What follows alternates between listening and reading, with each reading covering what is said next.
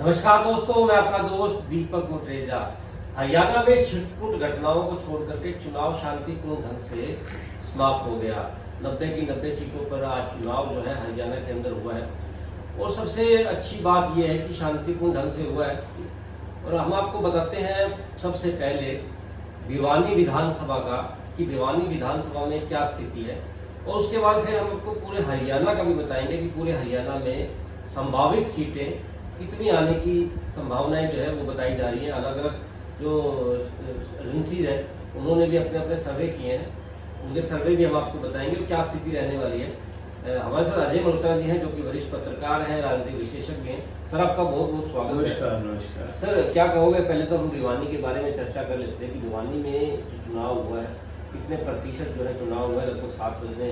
देखो ये पूरे हरियाणा में टोटल जो लेटेस्ट अब तक की पोल आई है 8 बजे तक की 67.2% की आई है, और भिवानी डिस्ट्रिक्ट में टोटल पोल है 69.8%। अच्छा, तो ये मतलब कि आप मान के चलो 70% तक जा सकता है।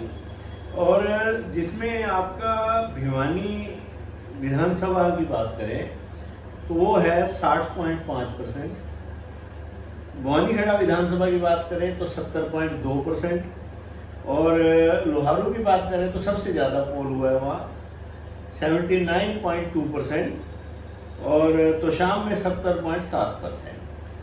तो ये एक अच्छा पोल माना जाता है। हाँ, भिवानी शहर में मेरा ये मानना है कि टोटल जब 60 पॉइंट आपका भिवानी विधानसभा का जो पोल है 60.5 है, तो ऐसे में भिवानी शहर में बहुत कम वोट पड़ा है। आज आप देखा भी होगा, आपने भी घूम के कि 80% बूथ ऐसे थे जिसमें आप गए और वोट डाल के नहीं, तो मतलब कि आधे लोगों ने वोट डाला है शहर में। देहात में वोट ज़्यादा डाला है। तो ये कुल मिला के अच्छा सिग्नल नहीं होता शहरों में वोट कम होना भारतीय जनता पार्टी की। आपको याद हो कि पोल की डेट्स भी 5 दिन बढ़ाई गई थी, एक सोच के भी छुट्टियां आ रही हैं ताकि पोलिंग उस दौरान कम होगी, तो शहरों में पोलिंग कम होगी तो पार्टी को नुकसान होगा। लेकिन स्थिति तो आज फिर वही आई स्थिति। भिवानी शहर में कहीं 50-51% पोल है मुश्किल से, या हो सकता है कि 49 भी रह गया। तो वही बात, जिसका खतरा था वही हुआ, तो इसकी का नुकसान भाजपा को हो सकता है। अब जहाँ तक शहर की बात है, शहर में मुख्यतः 4 कैंडिडेट दिखाई दे रहे थे। भाजपा की तरफ से घनश्याम सराफ, कांग्रेस और CPIM के कॉमरेड ओम प्रकाश, और हिंदू आम पार्टी की और निर्दलीय है अभिजीत लाल सिंह। शहर में मिला जुला ट्रेंड था आज, जहाँ बाहरी बस्तियों के अंदर कईयों में कॉमरेड ओम प्रकाश और अभिजीत ज़्यादा मजबूत दिखाई दिए। वहीं कुछ बूथ ऐसे थे रोहतक गेट साइड के या हुड्डा साइड के जहां घनश्याम मजबूत दिखाई दिए। परंतु आप ये नहीं कह सकते कि 2014 और 19 की बात थी कि एक तरफा माहौल था। जो SC कॉलोनीज हैं उनके बूथ हैं, उसमें भी मतलब कि बंटवारा था वोटों का। चाहे आप चंद्रगिरी स्कूल में बूथ लगा लो, चाहे हनुमान गेट में चले जाओ, चाहे फिर आप इधर शहर में सराय चौपटा से जो इधर मोहल्ला खटीकों का उसकी तरफ चले जाओ, वो पूरी तरह बटा है।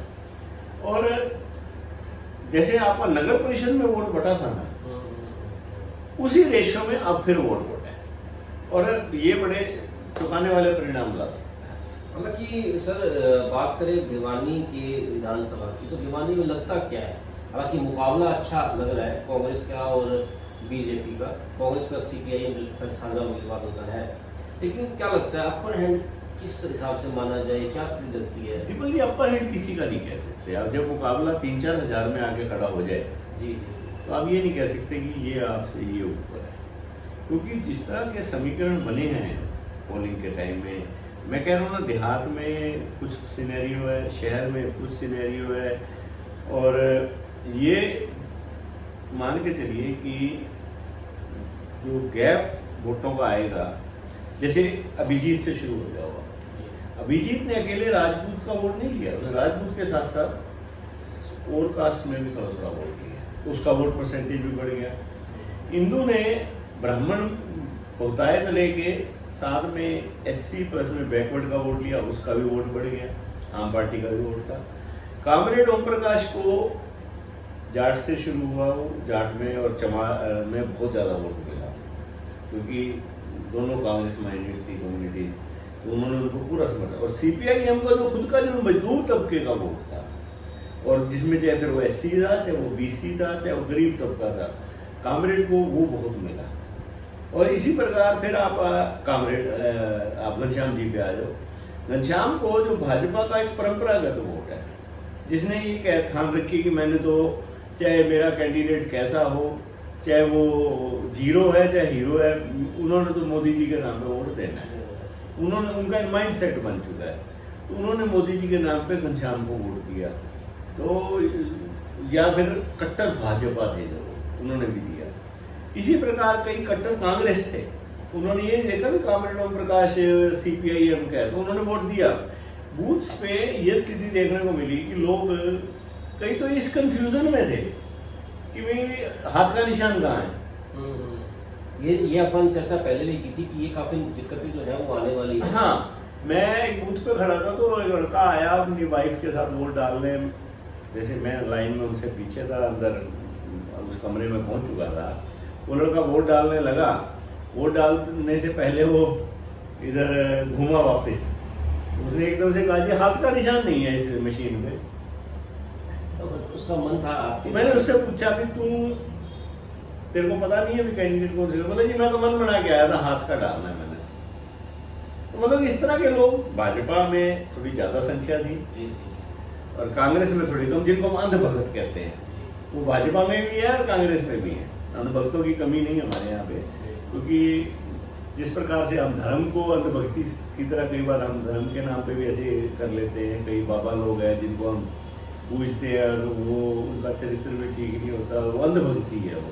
इसी प्रकार यहाँ भी मैंने देखने को मिली है।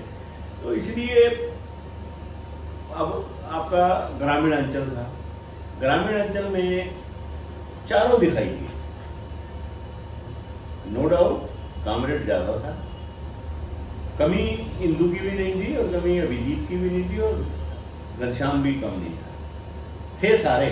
इसी तरह शहर में भी सारे थे, अलग अलग पॉकेट्स में। बाहरी बस्तियों में कुछ स्थिति है, SC में कुछ स्थिति है, जो कोर ग्रुप था पंजाबीज का या वैश्य समाज का, वहाँ कुछ और, मतलब कि पंजाबी समाज भी अब की बार बटा दिखाई दिया। पंजाबी समाज में क्या हुआ कि एक तो उनकी पोलिंग ज़्यादा नहीं हुई और ऊपर से प्रिया असीजा खड़ी थी, उसने भी वोट लिया पंजाबी समाज। तो मेरा यह मानना है कि ये चुनाव नगर परिषद की तरह बड़ा बन चुका था। और आप ये देखना, जो कैंडिडेट 45-50 हज़ार वोट ले जाएगा, 45-50 वो जीत जाएगा। टोटल पोलिंग हुई है 1,40,000 के आसपास भिवानी विधानसभा की। तो उसमें से आप देखो, आपके भिवानी की पोलिंग है 1,43,000, जो भी 45-50 पर पहुंचेगा वो चुनाव जीतेगा। हार जीत का उनका अंतर जो है 4-5 हज़ार का ही रहने वाला है, ऐसी स्थिति बनी हुई है। अच्छा, रही बात हरियाणा की, हरियाणा में जो एग्जिट पोल आए हैं, अब हम देख रहे हैं, अब तक 5-6 एग्जिट पोल आ चुके हैं, उनमें लगभग सभी में कांग्रेस का पलड़ा भारी है। और जो अब आपका एग्जिट पोल NDTV का है, NDTV ने कांग्रेस को दिए 50 से 64, भाजपा को दिए 22 से 32 और अदर्स को दिए 2 से 8। न्यूज़ 18 का जो सर्वे आया है उसने कांग्रेस को दिए 59, भाजपा को दिए 21, JJP को 2, इनेलो को 4, अन्य को 4। भास्कर का जो पोल है उसने कांग्रेस को दी है 39 से लेके सॉरी आपका 44 से लेके 59 तक। तो कुल मिला के एक एवरेज सी अब निकालें तो कांग्रेस 55 सीटों के आसपास, तो सरकार जो है साफ लगभग अब दिखाई दे रहा है कि कांग्रेस अपनी सरकार बना रही है। और पोल सर्वे के अनुसार जी, और जो इंडिविजुअल सर्वे भी आए हैं कुछ वरिष्ठ पत्रकारों के, वो भी 60 के आसपास कांग्रेस को सीटें दे रहे हैं। तो ये परिणाम अब की बार है, जैसा कि दिखाई दे रहा था कि भारतीय जनता पार्टी 20 से 30 के बीच में, कांग्रेस 45 से 60 के बीच में। तो ये वही लगभग सिनेरियो बनने और वाला है। सर जिस प्रकार से अशोक तंवर जी एकदम से लास्ट के दिन में चुनाव जैसे आज था, तो एक दिन पहले कांग्रेस में शामिल हुए बीजेपी को छोड़ करके, क्या लगता है सर, क्या उसका भी प्रभाव पड़ा होगा? क्योंकि एकदम से माइंड क्या रहा कि कांग्रेस कई दिनों से महसूस कर रही थी कि टिकटें जब से बटी है कि शैलजा की भूमिका कुछ ज़्यादा सकारात्मक दिखाई नहीं दे रही, और एससी वोट जिसमें खासतौर पर चमार वोट है, वो कांग्रेस अपना क्लेम करती थी और कांग्रेस को लोकसभा में भी उसका फायदा मिला था। और अब जब से टिकटें बटी, शैलजा भी चमार वोट में आती है, तो वो कहीं ना कहीं इनडायरेक्ट कटाक्ष कर रही थी मुद्दा पे, या अपने आप को परे दिखा रही थी। एक तो ये रीजन था उनको काउंटर करना था कांग्रेस ने। दूसरा, राहुल गांधी की सोच बड़ी दूर की है। वो हरियाणा में एक तरह से जो एससी वोट है उसको साधने का उनका पूरा प्रयास रहता है। तो उन्होंने लास्ट मोमेंट पे जो भारतीय जनता पार्टी ने बड़ी मुश्किल से उन्हें अपनी तरफ लाई थी भाजपा, और टिकट भी दी थी, सरसा से हार गए वो अशोक तंवर, कांग्रेस उन्हें वापस ले आई। इससे क्या हुआ कि जो भाजपा का एक प्रोपोगेंडा था प्रदेश में, भाई शैलजा नाराज है, शैलजा नाराज है, वो एससी वोट को विश्वास में लेने के लिए उन्होंने साथ ही अशोक तंवर को लाया। और एक दिन पहले लेकर के ये कहा जाए कि छक्का मारने का प्रयास किया हाँ, था, लोगों का एक झटका उससे भारतीय जनता पार्टी को जरूर मिला है। कोई भारतीय जनता पार्टी के बाद एससी में कोई बड़ा नेता नहीं रहे, उनको एक झटका दिया। क्या लगता है सर, जितने ये पोल आए हैं, क्या लगता है आपको, कितनी सीट आपके हिसाब से कितनी सीट आने की संभावना है? मेरे हिसाब से 52 से 55 कांग्रेस लेगी, 25 से 30 के बीच में भारतीय जनता पार्टी रहेगी, और 8 सीटें अन्य को, तो जिसमें इनेलो जेजेपी ये सब या इंडिपेंडेंट आ गए। 8 से 10 के ये रहेगा सिनेरियो। बिल्कुल दोस्तों, जिस प्रकार से आज जो है विधानसभा चुनाव हरियाणा के अंदर समाप्त हुए हैं, और जिस प्रकार से चर्चाएं चल रही थी कि इस बार शायद बदलाव हो, जो पोल आए हैं उसमें ऐसा ही लग रहा है कि शायद बदलाव होगा। खैर ये आप तो आने वाला समय बताएगा, सिर्फ एक दिन का इंतजार आपको करना है, क्योंकि 8 तारीख को तो रिजल्ट ही आ जाना है कि आज का दिन तो लगभग बीत ही चुका। अब एक दिन आपने वेट करनी है, और 8 तारीख को रिजल्ट जो आएगा वो आपके सबके सामने ही होगा। फिलहाल जो स्थिति बन रही है उसमें से साफ दिखाई दे रहा है कि कांग्रेस अब सरकार बनाएगी, लगभग 50 से 55 सीटों के आसपास जो है ये आने की संभावनाएं जो है वो जताई जा रही है। आज के लिए बस इतना ही, कल फिर दोबारा मिलेंगे नई खबरों के साथ। नमस्कार।